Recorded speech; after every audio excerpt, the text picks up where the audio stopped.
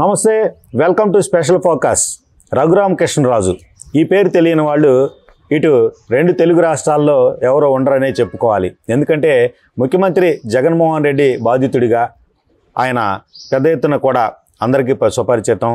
అలాగే ముఖ్యమంత్రి జగన్మోహన్ రెడ్డిని టార్గెట్ చేసినటువంటి వ్యక్తిగా కూడా, అంటే రాజకీయంగా కావచ్చు, సామాజికంగా కావచ్చు, ముఖ్యమంత్రి చేస్తున్నటువంటి పరిపాలనాపరమైనటువంటి అంశాల్లో లోటుపాట్లు, అక్రమాలు, సమస్యలకు సంబంధించి, ప్రజా వ్యతిరేకమైనటువంటి పరిస్థితులకు సంబంధించి ఎదురొడ్డి పోరాడుతున్నటువంటి వ్యక్తుల్లో ప్రధానమైనటువంటి వ్యక్తిగా చెప్పుకోవచ్చు. అంటే రాజకీయ పార్టీలు అయితే పోరాడతాయి, కానీ వ్యక్తులు పోరాడుతున్నటువంటి వ్యక్తులు ఎవరు అంటే రఘురామకృష్ణరాజు గారిని చెప్పుకోవచ్చు. ప్రస్తుతం మనం రఘురామకృష్ణరాజు గారు ఏపీలో అడుగుపెట్టినటువంటి ఒక పరిణామం, గతంలో ఆయన కేసులకు సంబంధించి భయభ్రాంతులకు గురి చేసిన నేపథ్యంలో, ఆయన్ను కేసులకు సంబంధించి అనారోగ్య పరిస్థితులు, అలాగే పోలీసుల చేత దాడులు చేపించిన పరిస్థితుల నేపథ్యంలో ఆయన ఢిల్లీలో ఉన్నటువంటి పరిస్థితి, హైదరాబాద్లో ఉంటున్నటువంటి పరిస్థితి. అయితే ఏపీకి రావడానికి, సొంత నియోజకవర్గానికి రావడానికి కూడా కోర్టు పర్మిషన్ తీసుకొని కోర్టు రక్షణ ద్వారా ఆయన వచ్చిన పరిస్థితి.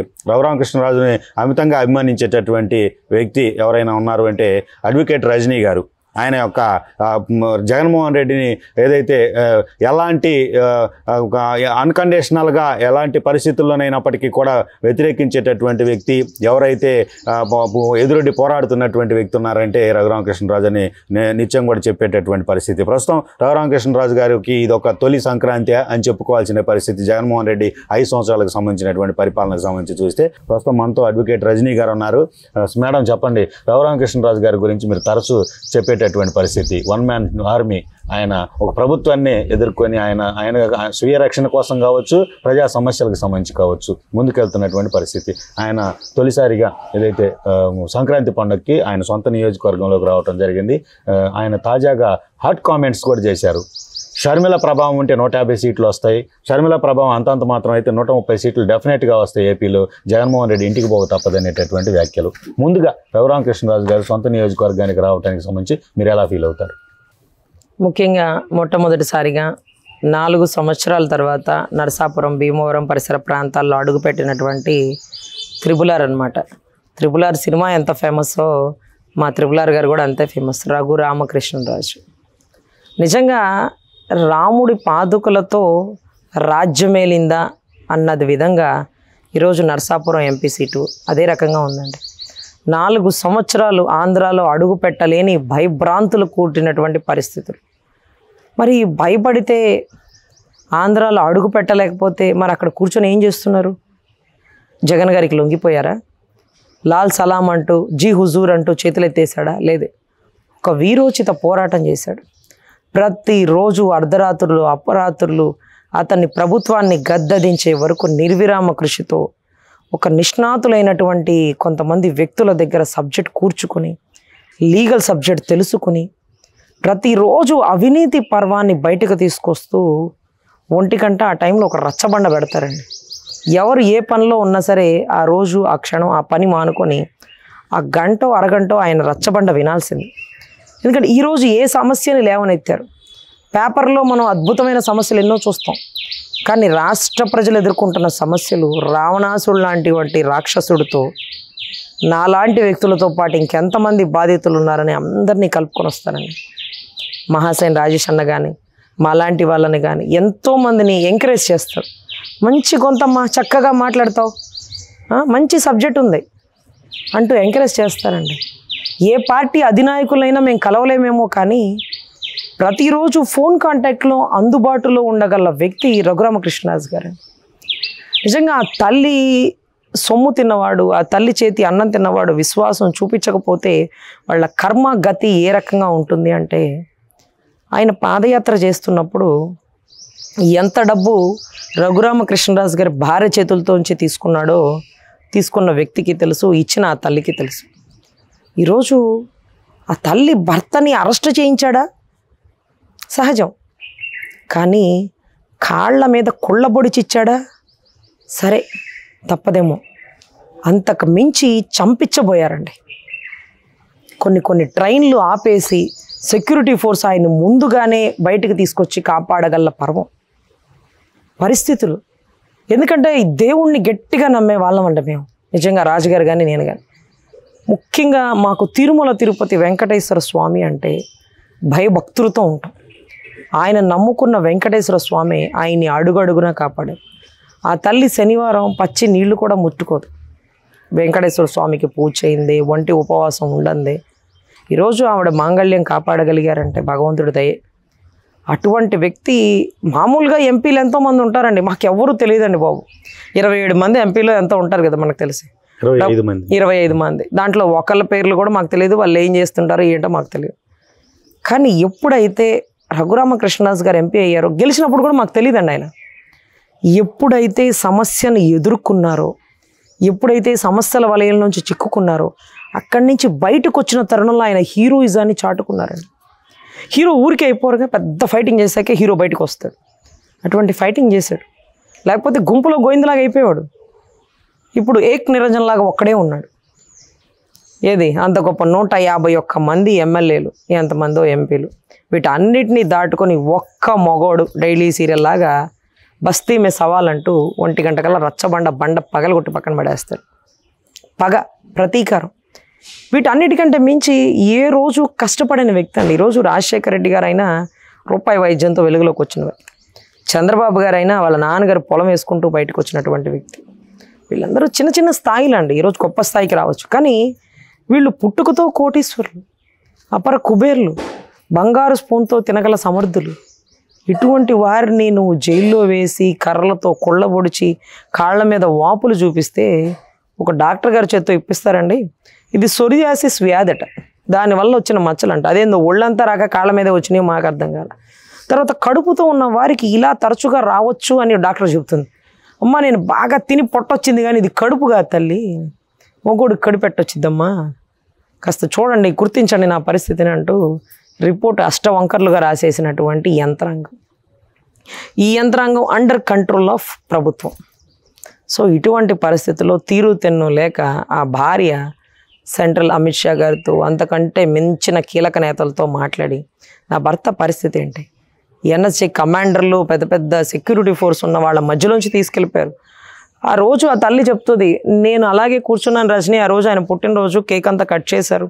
సరే నేను పైకి వెళ్ళాను, కిందకి చూస్తే పోలీస్ వాళ్ళు వచ్చారు. ఒకవేళ పోలీస్ వాళ్ళని పిలిచాడేమో పుట్టినరోజుకి, రఘుకి అందరూ తెలుసు కదా, సో పలకరించడానికి వచ్చారేమో అనుకున్నానమ్మా. సడన్గా వాళ్ళు పట్టుకొని వెళ్ళిపోతుంటే గుండె జారిపోయింది. ఎప్పుడు మా చరిత్రలో ఇలా చూడలేదు. టెన్షన్ పడుతూ మెట్లు గబగబా దిగి బయటకు వచ్చేటప్పటికి పోలీసు సెక్యూరిటీ ఫోర్స్ను కూడా పక్కకు పెట్టి తీసుకొని వెళ్ళిపోయారు. అంతగా తప్పు ఏం చేశాడో మాకు తెలియలేదు. పోను ఆయన ప్రాణానికి కూడా రక్షణ లేదు. జైల్లో ప్రాణాలతో నుంచి బయటకు వస్తాడనే నమ్మకం కూడా కోల్పోతున్నాం. సెంట్రల్ నుంచి ఎంతోమంది అధికారులకి ఫోన్లు చేసాం. అప్పుడప్పుడు రఘు కాబట్టి 2-3 రోజుల్లో రాగలిగారు. ఇంకొకరైతే జైల్లోనే చనిపోయేవాళ్ళు. అదే రకంగా రఘును కొడుతున్నప్పుడు వీడియో కాల్ చేసి ఇంకొక వ్యక్తులకి చూపించారట. అది నాతో చెప్పి చాలా బాధపడ్డాడు అని ఆ తల్లి ఆవేదన ఉంది చూడండి. వీళ్ళిద్దరేం పరాయోళ్ళు కాదండి, చాలా చిన్న వయసులో పెళ్ళయిందంట. ఒకరికొకళ్ళు మేనత్త కూతురు మేనత్త కొడుకు. సో చాలా సన్నిహితంగా రఘు అంటే అంత అపరిమితమైన ప్రాణం, ప్రేమ. మేము బతికున్నామంటే నిజంగా వెంకటేశ్వర స్వామి దయ రజని.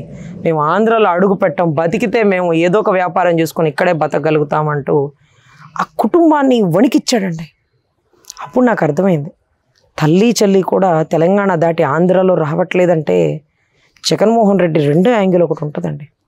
అది చూస్తే బ్రతుకు మీద ఆశ ఉన్నోడు జీ హుజూర్ అని అనాల్సిందే, కల్ముక్తా బాంచేద్దని అనాల్సిందే, లేకపోతే దూరంగా దాక్కోవాల్సిందే. అటువంటి పరిస్థితుల్లో జీ హుజూర్ అనలేక ఒక రాజు కుటుంబం పుట్టినందుకు, ఒక రాజు పుట్టక పుట్టినందుకు అంత చావు చివరి టంచుల దాకా వెళ్ళినా సరే పోరాటంలో రాజులో మేము ధీటుగా ఉంటామన్నట్టుగా చివరి వరకు జగన్మోహన్ రెడ్డి గారిని ఎదిరించారు.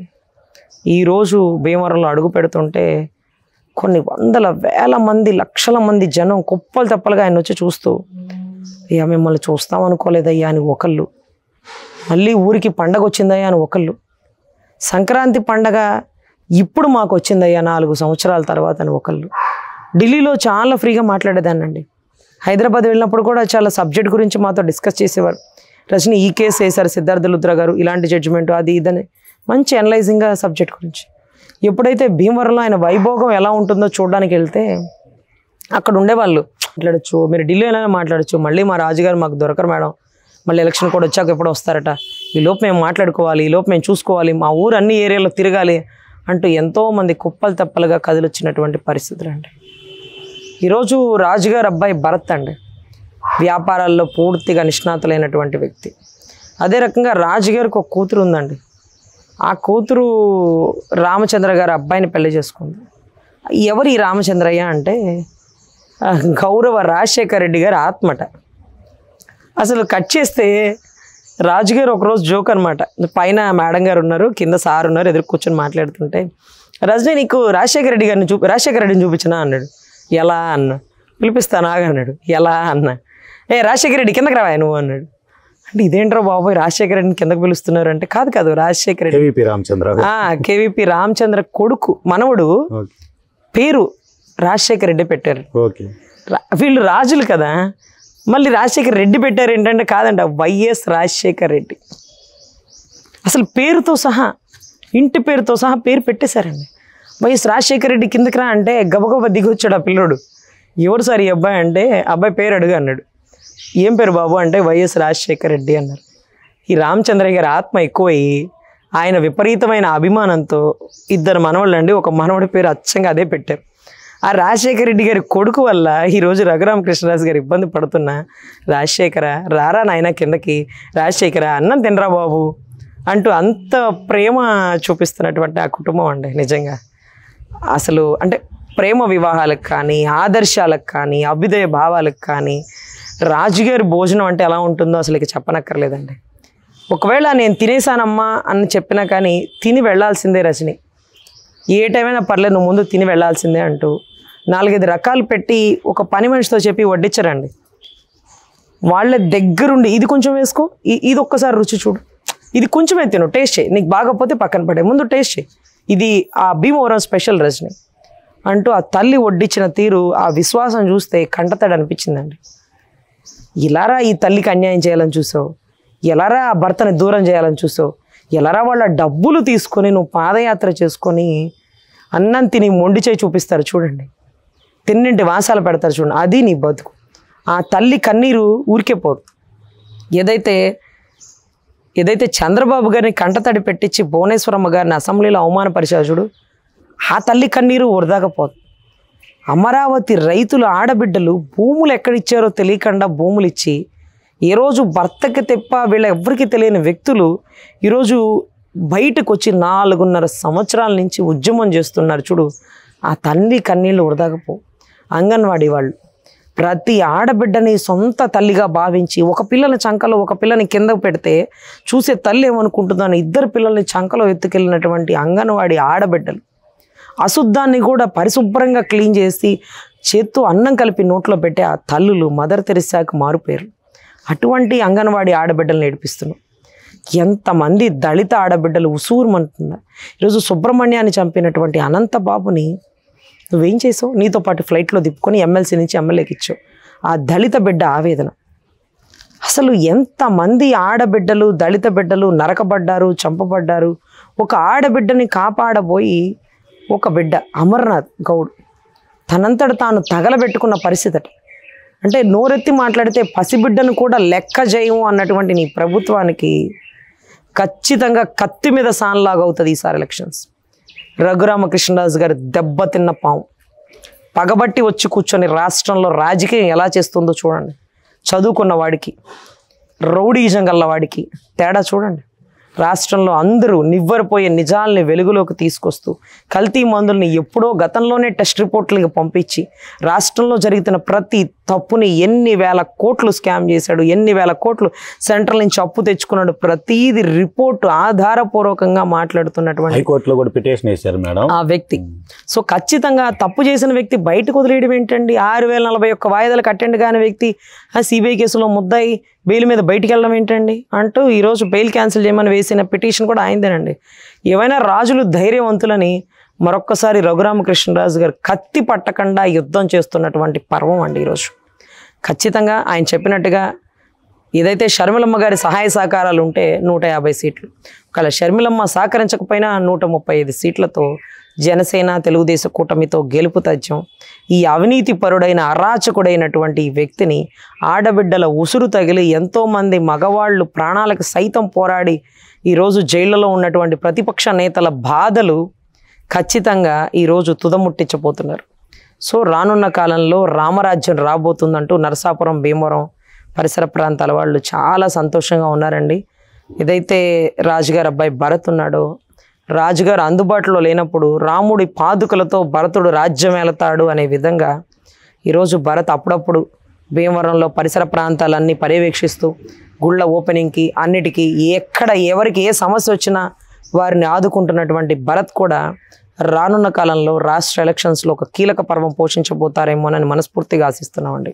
ఎంతోమందికి తల్లిగా, ఎంతోమంది రాజకీయవేత్తలకి, ఎంతోమంది నిష్ణాతులకి సమర్థత గల సమాధానం చెప్పగల రాజుగారి భార్య ఎప్పటికీ ఒక జిజియాబాయి లాగా, ఏదైతే అశోక్ చక్రవర్తి ఉంటారు చూడండి, ఇలా నువ్వు చేయాల్సిందే భరత్ అంటూ శాసిస్తూ ఇది కరెక్టు ఇది తప్పు అంటూ రాజుగారికి అడుగడుగున సలహా సూచనలు ఇస్తున్నటువంటి ఆ తల్లి కూడా నిజంగా గొప్ప వీరవనితగా భావిస్తూ ఆ కుటుంబానికి మంచి జరగాలని, రానున్న ఎలక్షన్స్తో భారీ మెజారిటీతో గెలిపి రఘురామకృష్ణరాజు గారి జెండా ఎగురవేయాలని, ఆయన మీద పెట్టినటువంటి తప్పుడు కేసులను కొట్టేసి ఆ కుటుంబానికి రక్షణ కల్పించాలని మనస్ఫూర్తిగా కోరుకుంటున్నాను. Thank you madam. ఇది పరిస్థితి. ఏదైతే ఏపీలో ప్రభుత్వానికి ఎదురొడ్డి ప్రజా సమస్యలను ఎప్పటికప్పుడు ఎత్తి చూపుతూ సాక్షాత్తు హైకోర్టులో కూడా ప్రభుత్వం ఈ 4.5 సంవత్సరాల్లో చేసినటువంటి అవినీతి అక్రమాలకు సంబంధించినటువంటి నిధుల స్కామ్కు సంబంధించినటువంటి ఆరోపణలకు సంబంధించినటువంటి సాక్ష్యాధారాలతో సహా హైకోర్టులో పిటిషన్ దాఖలు చేసిన పరిస్థితి రఘురామకృష్ణరాజు గారు. అలాగే ఆయన ఏదైతే తాజాగా సంక్రాంతికి సంబంధించి 4 ఏళ్లకు సంబంధించి ఆయన దూరంగా ఉంటూ ఈ తాజాగా ఉన్నటువంటి సంక్రాంతికి ఆయన హాజరవటం అనేది ప్రస్తుతం చర్చనీయాంశమైన పరిస్థితుల్లో ఆయనకు అత్యంత అభిమానంగా ఉన్నటువంటి వ్యక్తి, సన్నిహితంగా ఉన్నటువంటి వ్యక్తి, ఆయన యొక్క పోరాట పటిమను గుర్తించి ఆయనకు సంబంధించి ఎప్పుడూ కూడా ప్రస్తావించేటటువంటి వ్యక్తి సీనియర్ హైకోర్టు అడ్వకేట్ రజనీ గారు కూడా ఆయనకు సంబంధించినటువంటి భవిష్యత్తు అంతా కూడా మంచిగా జరుగుతుందని, ఆయన డెఫినెట్గా ఈసారి గెలుపొందటం ఖాయం భారీ మెజారిటీతో మరలా అనేటటువంటిది ఒక అభిప్రాయం వ్యక్తం చేస్తున్నటువంటి పరిస్థితి. ఆయన జోస్యం చెప్పినటువంటి ఏదైతే ఉందో 135 సీట్లు కన్ఫర్మ్డ్గా జనసేన టీడీపీ పొత్తుతో ప్రభుత్వం ఏర్పాటు చేస్తుంది. షర్మిల ప్రభావం కనుక ఉంటే 150 సీట్లు వస్తాయనేటటువంటి ఒక అభిప్రాయం ఏదైతే ఉందో అది తథ్యం అనేటటువంటి అభిప్రాయాన్ని కూడా అడ్వకేట్ రజనీ గారు తెలియజేస్తున్నటువంటి పరిస్థితి.